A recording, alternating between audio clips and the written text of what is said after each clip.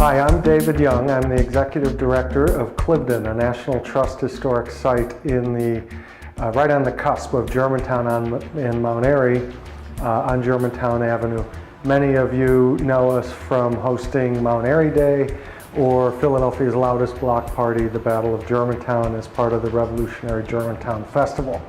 I'm in a part of Cliveden that many of you might not have seen before in order to make my pitch for why I deserve the Platinum Spatula in the Cooking with Who contest to support the great organizations that we're fundraising for on November 6th.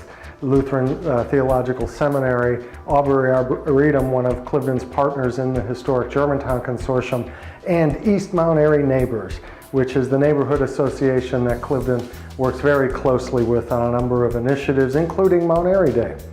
But I'm in the 1959 kitchen, and I wanted to tell you about this side of Cliveden's history because it's our new effort to give life to history in different ways. And history, Mt.Airy, Germantown, we're in such historic neighborhoods. When my wife moved me here 20 years ago, I felt like a kid in a candy store because there's a story behind every door. And we live and often take for granted the beauty and history in our midst here in Germantown and Mt.Airy, east and west.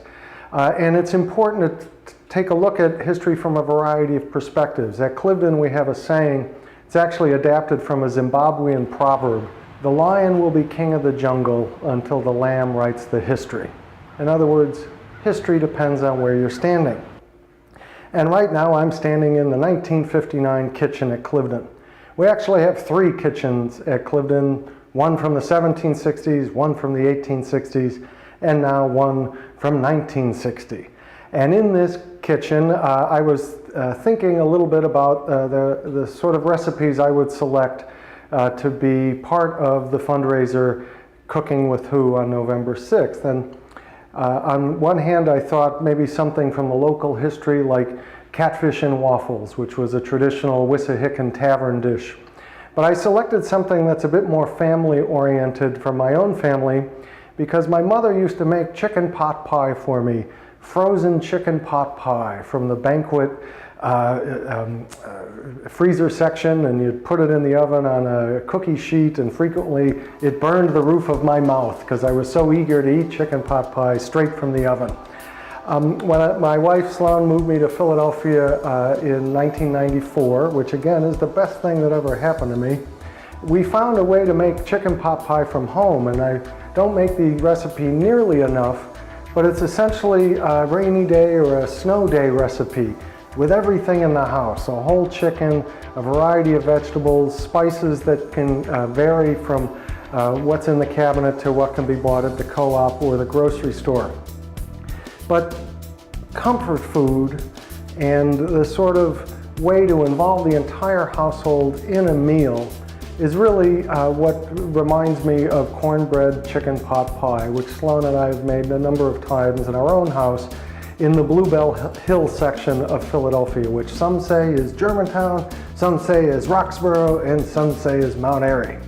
Well, I'm here to say that the household is a really interesting way to engage how history really happens, because each household is very different.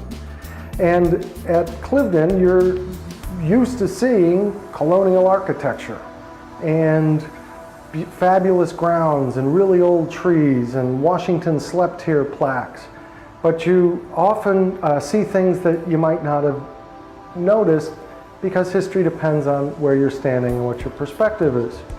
So when we lead people through this great historic site built in the 1760s and a scene of a revolutionary battle in 1777, we show them many things rooted in the importance of the site in the founding of America.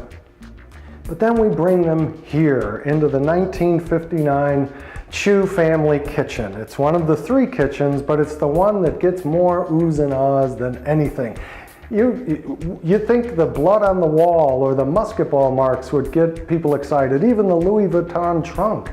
But no, the 1959 kitchen gets more people excited about history and heritage and memory because everyone remembers some sort of kitchen like this. And it's a new initiative of ours to do more with the 5 senses in the programs at Cliveden, and indeed to look at the varieties of ways that even the kitchens can provide a way to understand what life through the centuries has been like. And at a place like Cliveden, which is now 250 years old, we've been eager to tell the missing century, the 20th century. So we're doing more and more programs on history in the 40s, the 50s, and the 60s. For instance, we've recently had a series of Cliveden conversations about the history of redlining in the fight to integrate Mt.Airy. Imagine a colonial revolutionary site talking about redlining and predatory lending. That's in our history too. Well, so is how each of us engages, how we eat, how we work in the kitchen, how we wash the dishes together. And at Cliveden, we're used to presenting a lot of the site's role in the architectural history and the political history, the military history, even the artistic and cultural history of the United States. Well, here's an opportunity for us to talk about the household history, because each household is very different and every family has their own idiosyncrasies.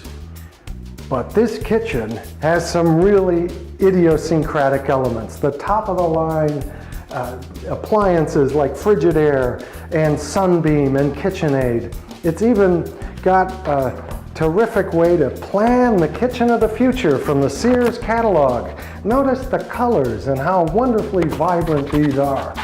So this is a project for us, and you're going to be seeing more and more about it as we bring this kitchen into the full life of our historic site. Cliveden's used to finding creative ways to give life to history, and that's really what I've found in my time in Mt.Airy and Germantown. Many people engaged in the fullness and the beauty and the heritage of our community.